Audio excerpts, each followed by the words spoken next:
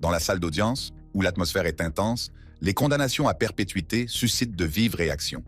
Lorsque nous parlons des femmes qui ont été longtemps redoutées et qui ont fini par se faire prendre, leurs réactions vont de l'accusation de la police à l'attitude de défi.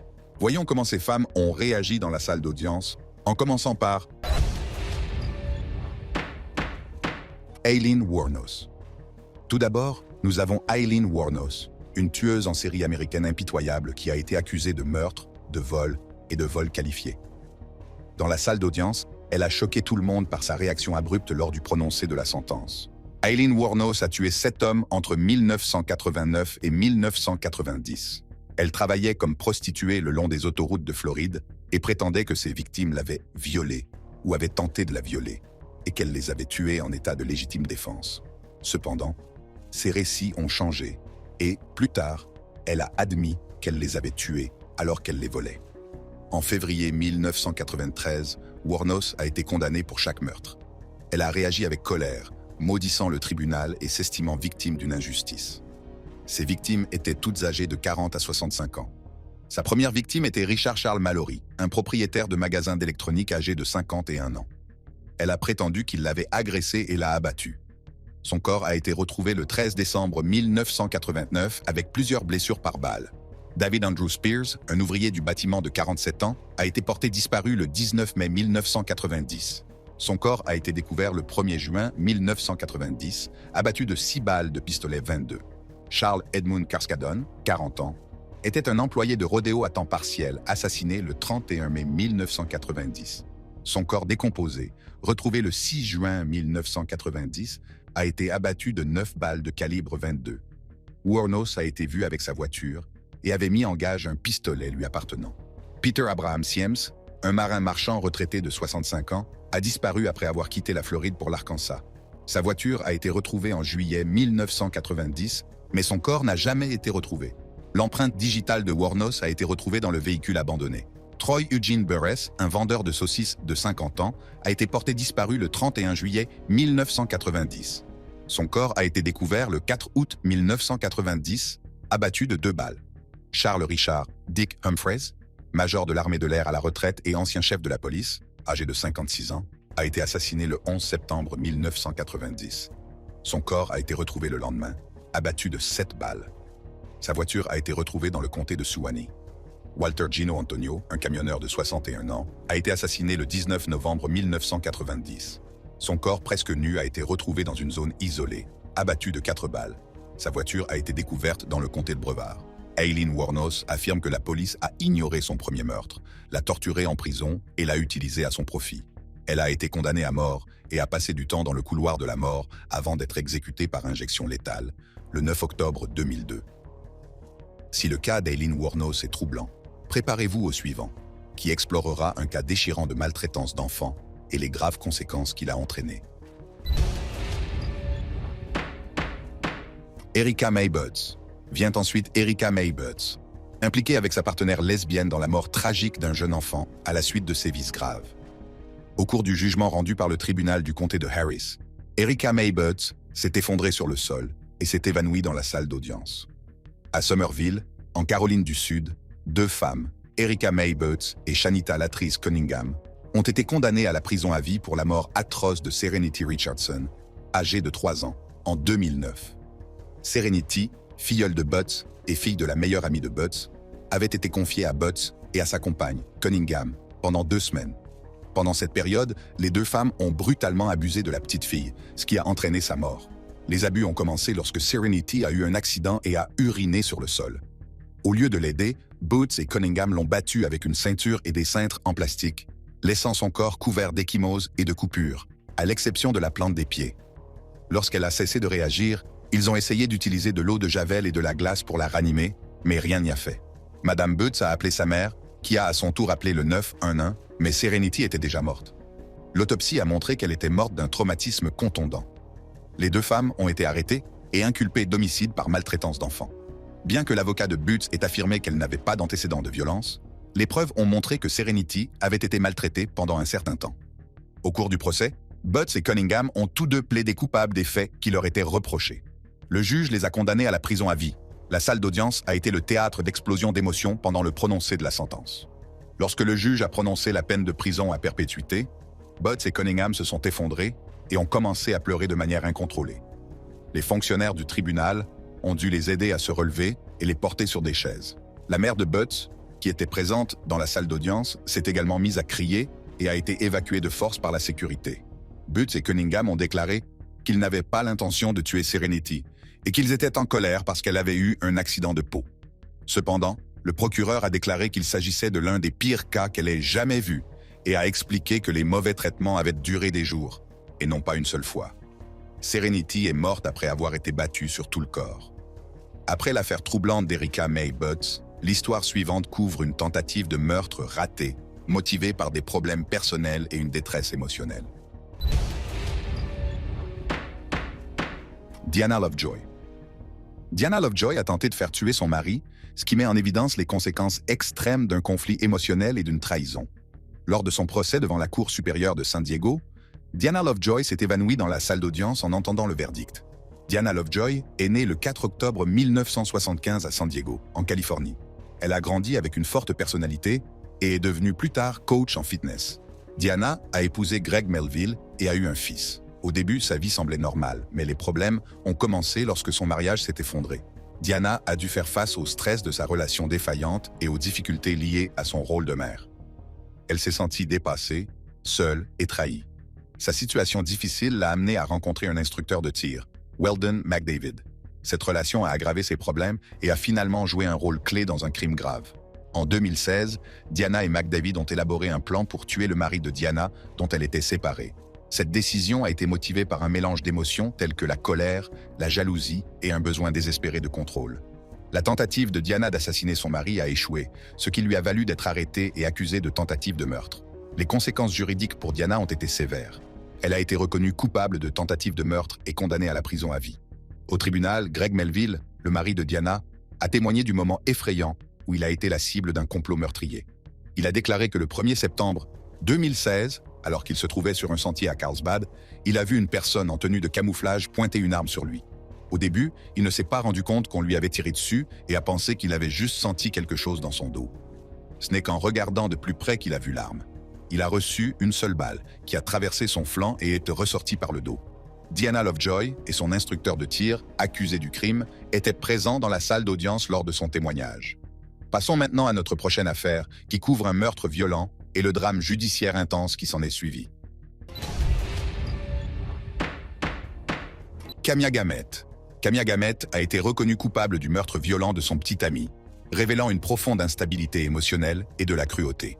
Ce qui est encore plus choquant, c'est l'attitude dont Kamia a fait preuve pendant le procès devant le tribunal du comté de Broward, alors que le juge affichait une colère visible. Kamia Gamet a été reconnue coupable du meurtre de son petit ami, Marcel Hill. Le crime a été commis le 18 mai 2012 à Jackson, dans le Mississippi. Elle a été condamnée à la prison à vie sans possibilité de libération conditionnelle le 16 avril 2014. Lors de l'audience du verdict, le juge s'est montré furieux face à ce meurtre brutal.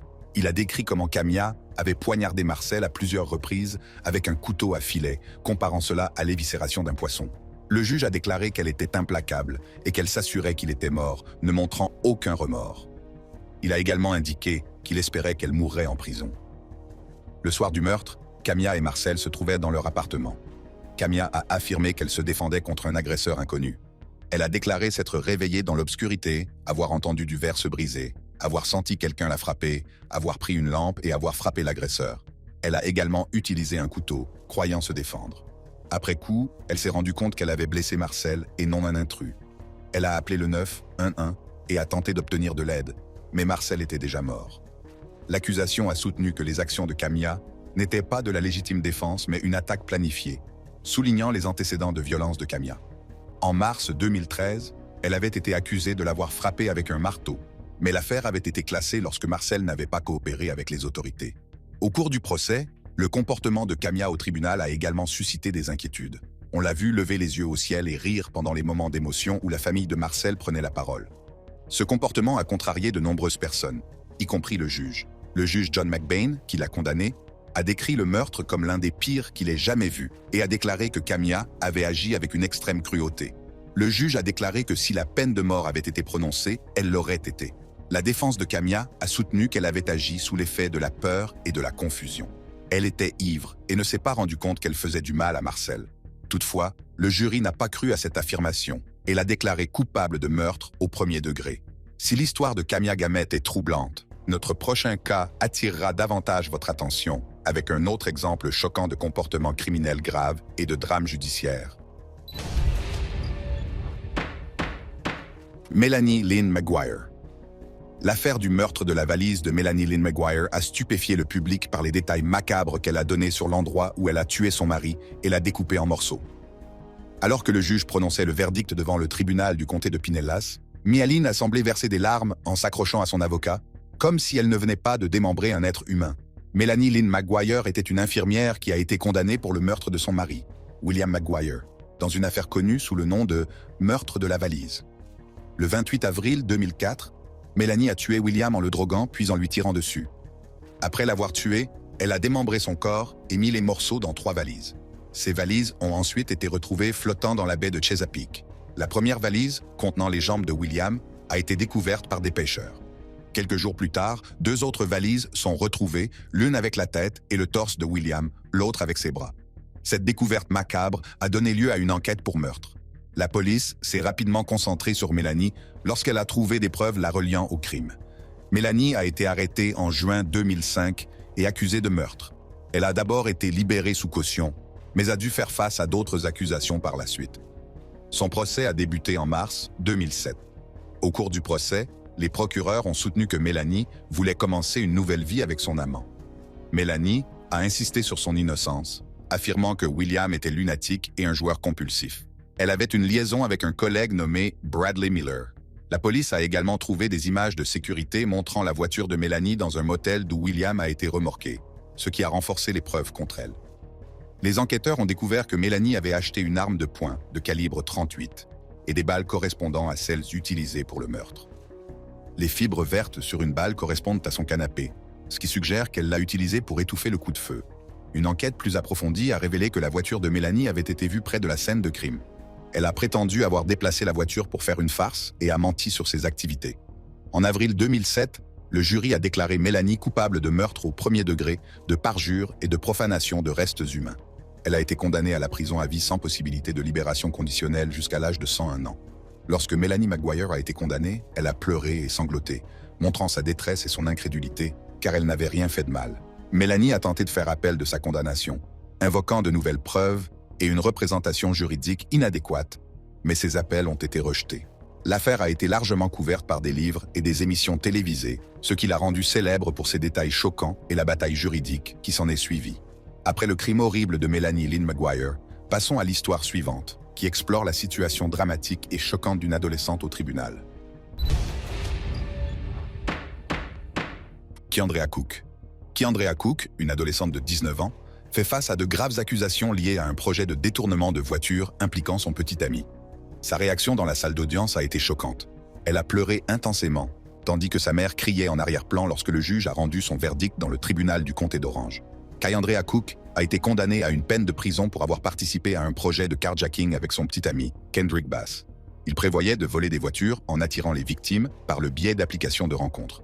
En mars 2017, Cook a organisé une rencontre avec Perry Nida, promettant du sexe et de la marijuana. Cependant, Perry était accompagné de son ami, Manny Purcell. Cook est monté dans le camion avec les 2 hommes, et peu après, Kendrick, portant une cagoule de ski et tenant un pistolet, est entré dans le véhicule. Il a pointé son arme sur Perry et lui a ordonné de quitter le camion. Une lutte s'est engagée lorsque Manny a essayé d'arrêter Kendrick en le poussant. Au cours de la lutte, Kendrick a tiré 2 coups de feu, dont l'un a atteint Manny à l'estomac. Heureusement, Manny a survécu à l'attaque et Perry l'a emmené d'urgence à l'hôpital.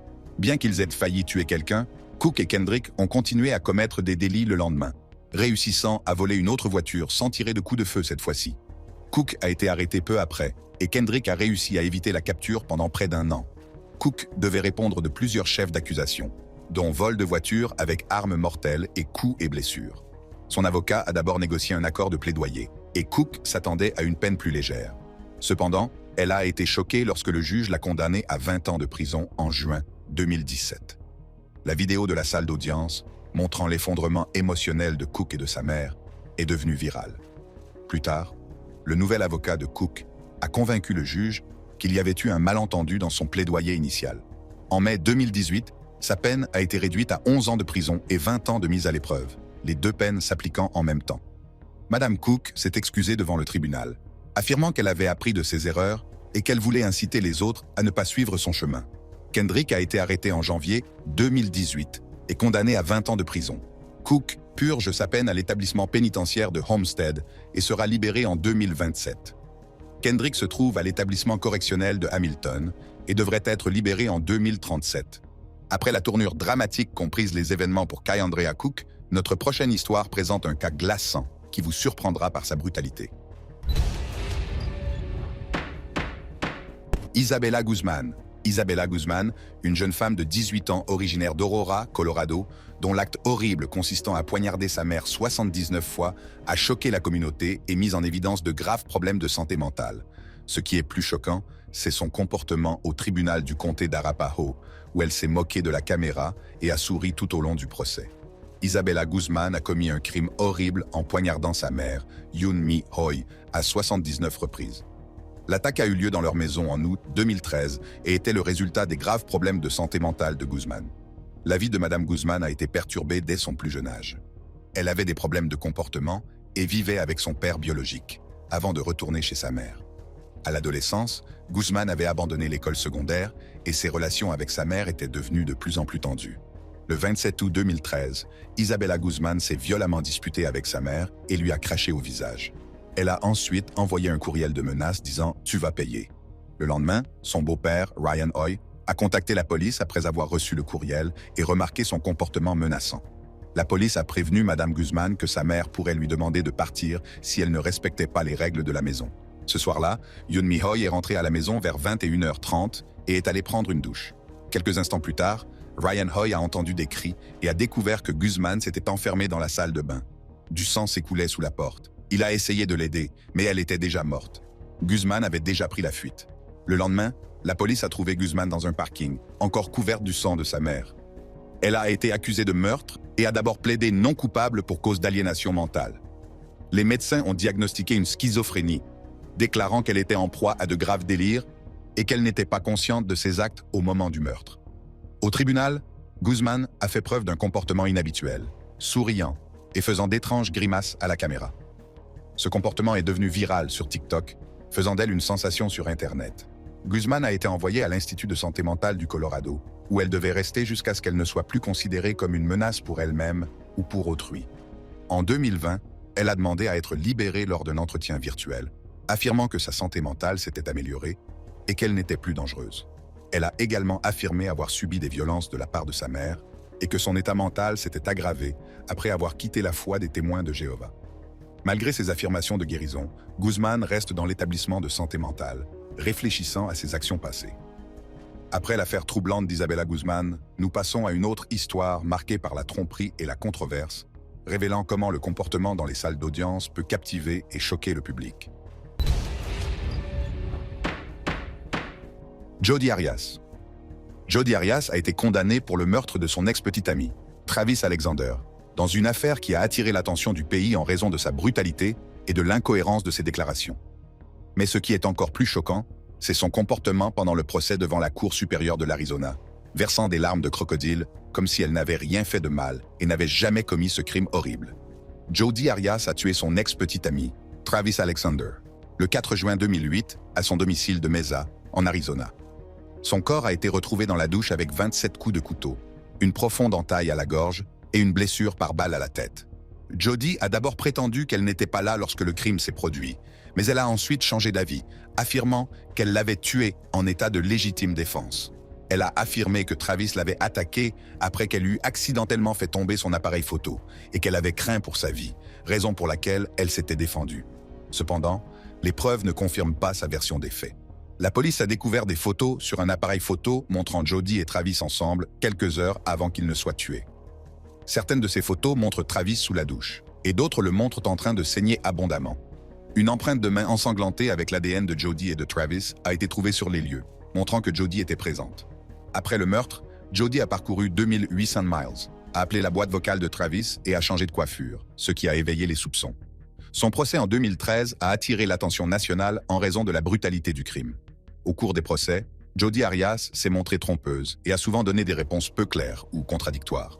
Elle a fréquemment évité les questions directes en niant ou en affirmant qu'elle ne se souvenait pas de détails importants sur ce qui s'était passé pendant le crime. Lorsque le procureur lui a posé des questions directes, elle a souvent semblé sur la défensive et s'est même parfois disputée. Son ton passait de l'excuse à la confrontation et elle donnait parfois des réponses sarcastiques ou hors sujet. Ce comportement donnait l'impression qu'elle ne se sentait pas coupable ou qu'elle n'assumait pas la responsabilité de ce qu'elle avait fait. L'accusation a déclaré que Jodi avait tué Travis par jalousie et qu'elle avait planifié le meurtre. Ils ont affirmé qu'elle avait organisé un cambriolage pour se procurer l'arme du crime. Jodi a déclaré avoir agi en légitime défense après les violences. En 2013, elle a été reconnue coupable et condamnée à la perpétuité sans possibilité de libération conditionnelle en 2015. Son procès a fait l'objet d'une grande attention. Alors que nous quittons le procès mouvementé de Jodi Arias, nous nous dirigeons vers une affaire remplie de détails choquants sur la façon dont une mère a tué ses enfants, mettant en évidence une autre couche de drame judiciaire.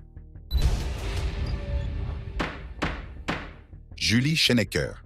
Parlons de notre prochaine accusée, Julie Schenecker, qui a brutalement assassiné ses enfants simplement parce qu'ils lui répondaient, ce qui a donné lieu à un procès très médiatisé. Le 27 janvier 2011, Julie Powers Schenecker a tué ses deux enfants, Calix, 16 ans, et Beau, 13 ans, à Tampa, en Floride, à l'aide d'un revolver de calibre 38. Elle a ensuite été retrouvée inconsciente, couverte de sang, après avoir recouvert leur corps de couverture. Le procès de Julie a débuté le 28 avril 2014 devant le tribunal de Tampa et a attiré l'attention du public en raison de la nature choquante de l'affaire. Le comportement de Julie Schenecker au tribunal est apparu calme et posé, comme si elle comprenait parfaitement la gravité de ses actes et les conséquences qui en découlent. L'accusation a soutenu que Julie Schenecker avait planifié les meurtres en achetant un revolver 5 jours auparavant. Elle a d'abord tué Beau, puis Calix, en recouvrant leur corps de couverture. Une note détaillait son plan pour les tuer et se tuer elle-même. Sa défense a affirmé qu'elle était atteinte d'une maladie mentale, avec de graves problèmes psychologiques affectant son jugement. Elle a tenté de prouver sa démence au cours des crimes, en citant une vidéo d'elle après l'arrestation. Au cours du procès, l'accusation a présenté des preuves, notamment les aveux de Julie. Elle a reconnu les meurtres, expliquant qu'elle était en colère parce que ses enfants lui répondaient. Malgré les arguments de la défense, Julie a été reconnue coupable de 2 meurtres et condamnée à la perpétuité sans possibilité de libération conditionnelle. Son mari, Parker, a divorcé et a ensuite intenté un procès pour mort injustifiée. Après le procès tragique et chargé d'émotions de Julie Schenecker, notre prochaine affaire concerne un crime très médiatisé, celui d'une femme qui tue des personnes âgées pour de l'argent. Tiffany Cole. Tiffany Cole a été condamnée pour meurtre au premier degré, enlèvement et vol impliquant des voisins qu'elle connaissait depuis longtemps. Son cas raconte une histoire effrayante de trahison et de crime brutal. Lors de son procès devant la Cour suprême de Floride, Tiffany Cole est apparue en sanglots, apparemment choquée que son plan ait été découvert et ait entraîné des conséquences aussi graves. Elle a été impliquée dans le meurtre au premier degré de Carol et Reggie Sumner. Tiffany a été condamnée à mort, mais sa peine a ensuite été transformée en prison à vie, sans possibilité de libération conditionnelle. Les victimes, Carol et Reggie Sumner, la connaissaient parce que sa famille avait été leur voisine en Caroline du Sud. Les Sumner avaient déménagé à Jacksonville, en Floride, et Tiffany Cole leur avait vendu une voiture. Elle leur rendait souvent visite et entretenait avec eux une relation amicale. En juin 2005, Tiffany Cole, son petit ami Michael Jackson et 2 autres hommes, Alan Wade et Bruce Nixon, ont planifié le cambriolage des Sumner. Tiffany Cole et ses complices ont planifié le vol de Carol et Reggie Sumner. Ils se sont rendus au domicile des Sumner, ont fait semblant d'avoir besoin du téléphone, puis ont utilisé un pistolet jouet et du ruban adhésif pour les immobiliser. Après les meurtres, Cole et ses complices ont utilisé les objets volés aux Sumner, y compris leurs cartes bancaires, pour retirer de l'argent. Ils ont finalement été retrouvés et arrêtés. Nixon a conduit la police jusqu'au corps des Sumner. Lors du procès de Tiffany Cole en octobre 2007, le jury l'a déclarée coupable de meurtre au premier degré. Les enquêteurs ont découvert qu'ils avaient creusé les tombes de Sumner 2 jours auparavant. Ils ont recommandé la peine de mort, et elle a été condamnée à mort avec ses co-accusés, Wade et Jackson. Nixon, qui avait coopéré avec la police, a été condamné à 45 ans de prison. Toutefois, en 2017, la Cour suprême de Floride a ordonné de nouvelles audiences de détermination de la peine pour Mme Cole et ses co-accusés, car leurs peines initiales étaient fondées sur des verdicts de jury non unanimes, qui ont été jugés inconstitutionnels par la suite. En août 2023, La peine de Madame Cole a été transformée en peine d'emprisonnement à perpétuité sans possibilité de libération conditionnelle, après qu'un jury a recommandé d'épargner la vie de la jeune femme. Si vous avez aimé cette vidéo, cliquez sur l'une des cartes de votre écran pour accéder à d'autres contenus étonnants. Voici les visages de femmes qui ont commis certains des crimes les plus choquants de l'histoire récente. Du regard stoïque et sans remords à l'effondrement émotionnel complet, la réaction de ces femmes face à leur destin a été aussi choquante que leurs crimes. Préparez-vous donc à découvrir les réactions glaçantes de certaines des criminels les plus célèbres. Commençons par le tribunal du comté de Wayne, où Michelle Blair est sur le point de recevoir le châtiment ultime pour ses actes. Michelle Blair, 35 ans, est accusée de meurtre au premier degré pour la mort de sa fille et d'homicide volontaire pour la mort de son fils. En 2015, une journée ordinaire dans le quartier Martin Park de Détroit a tourné au cauchemar. Par une matinée de mars ordinaire, des huissiers se sont présentés à la maison de Michelle Blair pour une expulsion et ont fait une découverte choquante. Alors qu'ils retirèrent les meubles, une forte odeur laissait présager quelque chose de sinistre. Leurs recherches les ont conduits à un congélateur blanc dans le coin de la pièce. En l'ouvrant, ils ont découvert les restes congelés d'un enfant enveloppé dans une couverture. Une inspection plus poussée a permis de découvrir le corps d'un autre enfant, également caché. Les victimes ont ensuite été identifiées comme étant les enfants de Blair, Stoney Blair, 13 ans, et son frère Stephen Berry, 9 ans. Michelle Blair a été arrêtée et traduite en justice. Tout au long de l'audience, Michelle Blair n'a montré aucun remords et a audacieusement admis avoir tué ses enfants devant le juge. N'oubliez pas que c'est de ses enfants qu'elle parlait. Tout au long du procès, Blair a maintenu qu'elle avait tué ses enfants, Stephen et Stoney, après avoir découvert qu'ils agressaient sexuellement son fils cadet. Cependant, aucune preuve n'a jamais été trouvée pour étayer ces accusations. Lors de la condamnation de Blair, la juge Dana Hathaway a eu quelques mots à dire avant de rendre son jugement. Sur ce, le juge a prononcé sa sentence. Pendant que la sentence était prononcée, le visage de Michelle Blair était stoïque, ne montrant aucun remords. Michelle Blair est actuellement en prison, où elle restera jusqu'à la fin de sa vie. Si la réaction de Michelle Blair vous a choqué, préparez-vous à celle de Taylor Schabuzness après qu'un juge a reporté son procès. À Green Bay, dans le Wisconsin, Taylor Schabuzness a comparu devant un juge pour une audience d'aptitude afin de déterminer si elle pouvait comprendre la procédure judiciaire et participer à sa défense. En février 2022, Taylor Schabuzness, 25 ans, est impliquée dans une affaire qui semble tirer d'un roman d'horreur. Taylor et son amant, Chad Tyrion, 24 ans, étaient ensemble un soir lorsque leur routine habituelle a pris une tournure sombre. Après avoir fumé de la méthamphétamine, Taylor, dans un accès de rage dû à la drogue, a étranglé Chad avec une chaîne dans le sous-sol de la maison de sa mère. Mais l'horreur ne s'est pas arrêtée là. Dans les heures qui ont suivi, les autorités ont affirmé que Taylor Schabuzness avait abusé sexuellement du corps sans vie de Chad avant de le démembrer. Paniqué et en état de choc, Schabuzness a immédiatement contacté les autorités.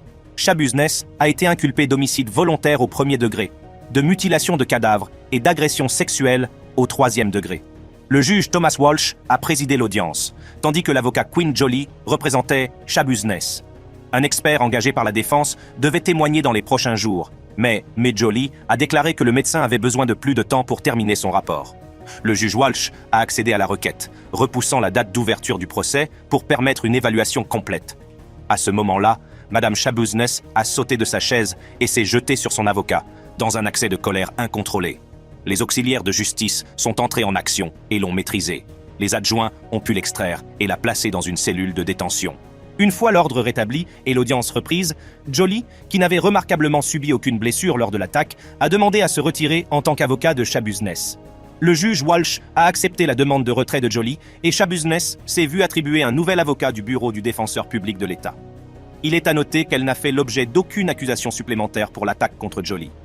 Taylor Schabuzness a été condamnée à la prison à vie, sans possibilité de libération conditionnelle, pour avoir tué et démembré son petit ami.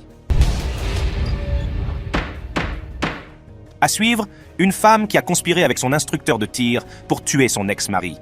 Dans un tribunal californien, Diana Lovejoy a comparu devant un juge pour son audience de verdict. Madame Lovejoy est accusée de complot en vue de commettre un meurtre et de tentative de meurtre sur la personne de son mari, Gray Mulvihill. Diana Lovejoy et Greg Mulvihill semblaient promis au bonheur, mais 8 fausses couches leur ont brisé le cœur. Malgré la joie de la naissance de leur fils, leur mariage s'est effondré. La tension entre les deux a commencé à monter après un divorce amer et une bataille pour la garde des enfants. Un juge a ordonné à Diana de verser CN $20 000 à Greg et de partager la garde des enfants. Furieuse, Diana élabore un plan sinistre avec son instructeur de tir. Weldon McDavid Jr. Greg est pris en embuscade et abattu après un faux appel d'un détective privé. Mais Greg n'est pas mort. L'échec de l'assassinat a conduit à une enquête qui a révélé que Diana était le cerveau de l'opération. Lors de l'audience du verdict de Madame Lovejoy, le jury a lu son verdict. Diana Lovejoy a été reconnue coupable d'association de malfaiteurs en vue de commettre un meurtre et de tentative de meurtre sur la personne de son ex-mari. Observez attentivement la réaction de Diana Lovejoy à l'énoncé du verdict. En quelques secondes, Diana Lovejoy s'est effondrée. Le président du tribunal, Sim von Kalinowski, a alors ordonné que la salle soit libérée pour que Lovejoy puisse recevoir des soins médicaux. Diana Lovejoy a perdu connaissance et a été transportée à l'hôpital pour y être soignée. Diana a été condamnée à une peine de 26 ans à perpétuité pour son crime et est actuellement en prison.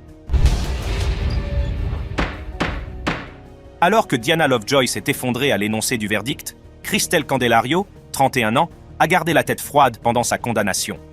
Au tribunal de première instance du comté de Cuyahoga, Christelle Candelario, 31 ans, a comparu devant le juge Brendan G. Sheehan pour le prononcer de sa peine.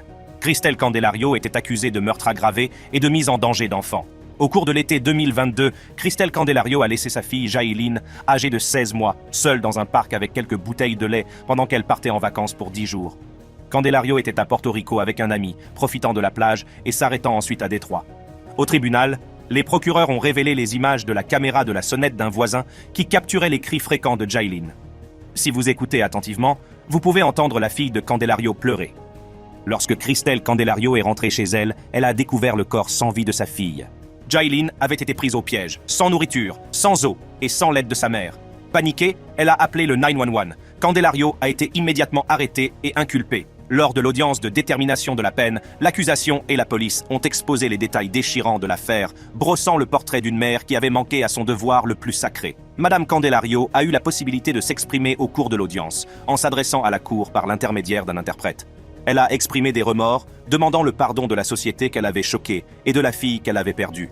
Il était alors temps pour le juge de prononcer sa sentence. Mais avant cela, il avait ceci à dire. Le juge a ensuite prononcé la sentence. Christelle Candelario purge actuellement une peine de prison à perpétuité sans possibilité de libération conditionnelle. À suivre, une femme qui a fondu en larmes après avoir été condamnée pour meurtre pour avoir tiré 6 fois sur son petit ami. Shane Hubers a comparu devant le tribunal de circuit du comté de Campbell à Newport, dans le Kentucky, pour l'audience du verdict. Madame Hubers a été inculpée d'un chef d'accusation pour meurtre après avoir tiré 6 fois sur son petit ami parce qu'il était sur le point de la quitter pour une participante au concours Miss USA. En 2011, Ryan Poston, 28 ans, a rencontré Shayna Hubers, étudiante en psychologie à l'université du Kentucky, par l'intermédiaire de sa belle cousine, sur Facebook. Ils se sont bien entendus et ont commencé à sortir ensemble, mais leur relation a été marquée par des retrouvailles passionnées et des ruptures tumultueuses pendant 18 mois.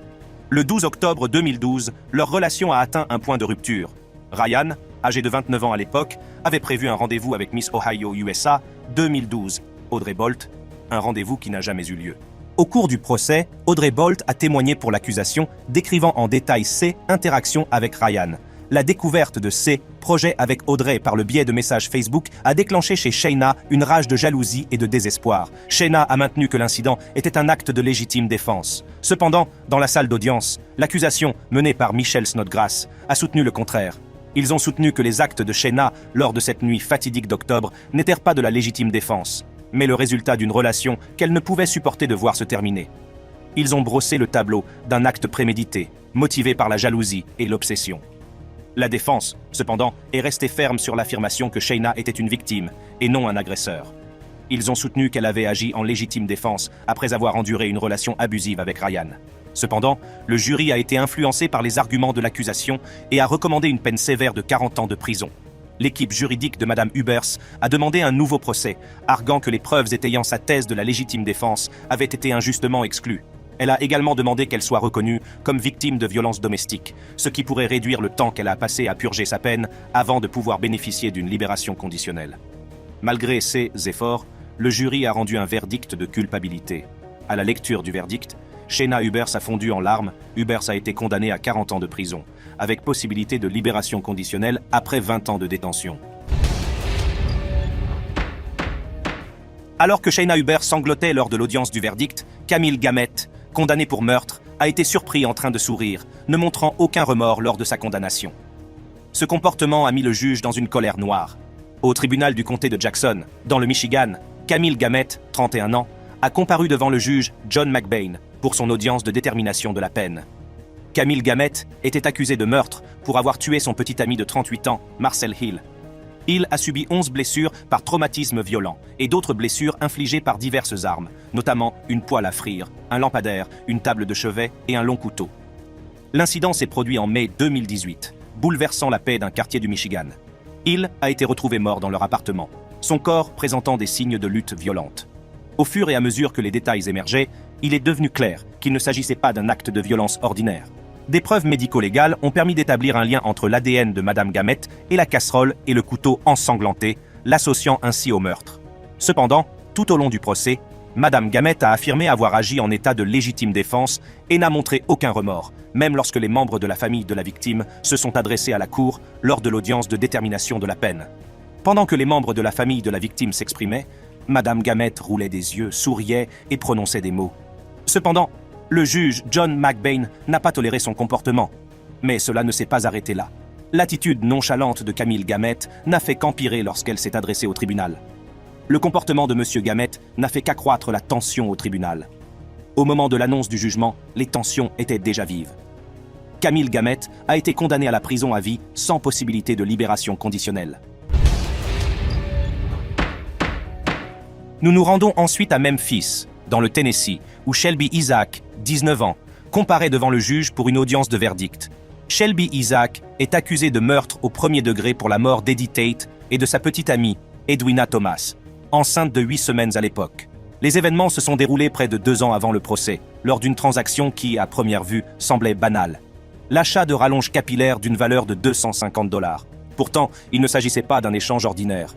L'accusation a brossé le tableau d'une affaire qui a mal tourné, alléguant qu'Isaac, insatisfaite de son achat, a organisé un second rendez-vous avec Tate sous prétexte de rectifier la situation. C'est au cours de cette rencontre que Shelby aurait abattu Eddie et sa petite amie enceinte. La défense a toutefois contesté ce récit, soulignant l'absence flagrante de preuves physiques reliant Isaac au crime. Le jury, chargé de déterminer le sort d'Isaac, a délibéré sur les preuves présentées.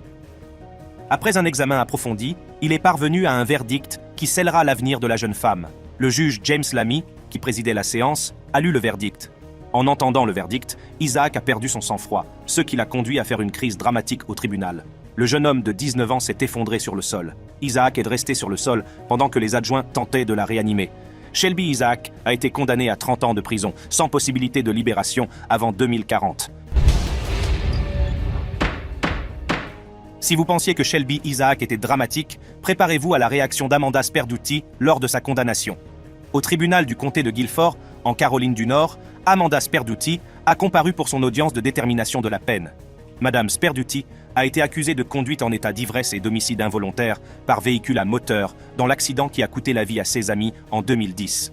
En 2010, Amanda Sperduti, 20 ans, et ses amis, Sacha Adela Hoffman et Taylor Leigh McCaskill, 18 ans, et Scott Wayne Bedwell, 23 ans, sont partis faire la fête après avoir bu chez des amis. Avec un taux d'alcoolémie de 0,20, soit plus du double de la limite légale, Sperduti a perdu le contrôle de la voiture. Roulant à 90 miles à l'heure dans une zone de 45 miles, elle a quitté la route, percutant un panneau de signalisation, puis un arbre. Le choc a coupé la voiture en deux, et les 3 passagers ont été déclarés morts sur place. Au cours de l'audience de détermination de la peine, les parents des victimes ont livré des témoignages sincères. Le père de Scott Wayne Bedwell, fixant directement Amanda, a livré son témoignage le cœur lourd. La grand-mère de Taylor McCaskill a également eu des mots poignants à partager lors de l'audience, alors que les parents de Taylor McCaskill pleuraient dans la salle d'audience. Madame Sperduti a fondu en larmes à chaque témoignage. À un moment donné de l'audience, Amanda Sperduti s'est adressée à la cour avec émotion.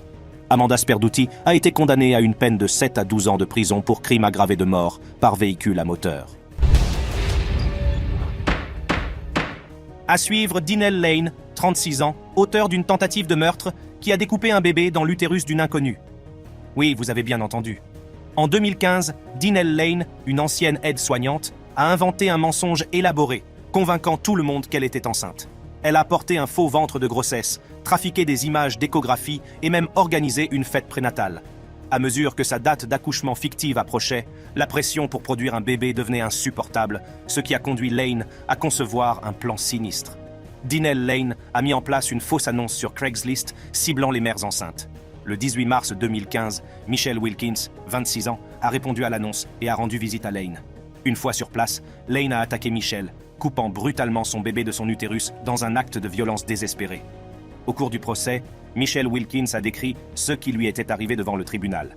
Wilkins s'est réveillée en réalisant avec horreur l'acte violent que Lane avait commis sur son corps. Après l'agression, l'instinct de survie de Michelle s'est manifesté. Malgré ses graves blessures, elle réussit à s'enfermer dans une pièce et à composer le 911. L'appel au 911 a suscité une réaction rapide des services d'urgence, qui sont arrivés rapidement. Ils ont trouvé Michelle en état de choc, l'abdomen brutalement ouvert, la vie qu'elle nourrissait cruellement arrachée. Alors que Michelle s'accroche à la vie, la police commence à reconstituer les événements qui se sont déroulés. Dinelle Lane, quant à elle, est arrivée à l'hôpital avec le bébé décédé, prétendant avoir fait une fausse couche.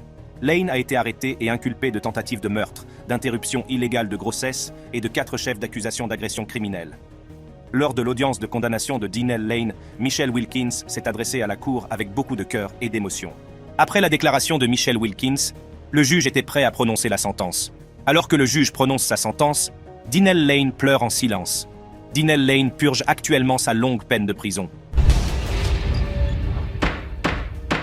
Enfin, nous nous rendons au tribunal du comté de Cuyahoga, dans l'Ohio, où Mackenzie Shirilla, 19 ans, comparaît devant la juge Nancy Margaret Rousseau pour une audience de verdict. Mackenzie Shirilla, 19 ans, doit répondre de graves accusations. 4 chefs d'accusation de meurtre, 4 chefs d'accusation d'agression criminelle et 2 chefs d'accusation d'homicide aggravés par véhicule pour avoir intentionnellement percuté un mur de briques avec sa voiture à 100 miles à l'heure, tuant son petit ami et un de ses amis. Lors du procès pour meurtre de Mackenzie Shirilla, les procureurs ont soutenu que la jeune femme de 19 ans entretenait une relation toxique avec son petit ami, Dominique Russo, âgé de 20 ans, et qu'elle avait délibérément foncé dans le mur de briques pour mettre un terme à leur relation. Les procureurs ont également présenté une vidéo des dernières secondes qui ont précédé l'accident mortel.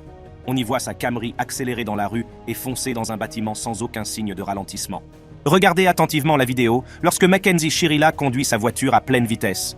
Lors de l'audience du verdict, la juge Nancy Margaret Rousseau a déclaré ceci avant de lire le verdict final. Lorsque le juge lit le verdict final, Shirilla réagit avec un choc total. Shirilla a ensuite été condamnée à 2 peines de prison à vie concomitantes, avec possibilité de libération conditionnelle au bout de 15 ans, pour les crimes qu'elle a commis. Merci d'avoir regardé cette vidéo. Si vous avez apprécié cette vidéo, cliquez sur l'une des boîtes qui s'affichent sur votre écran pour regarder d'autres contenus similaires.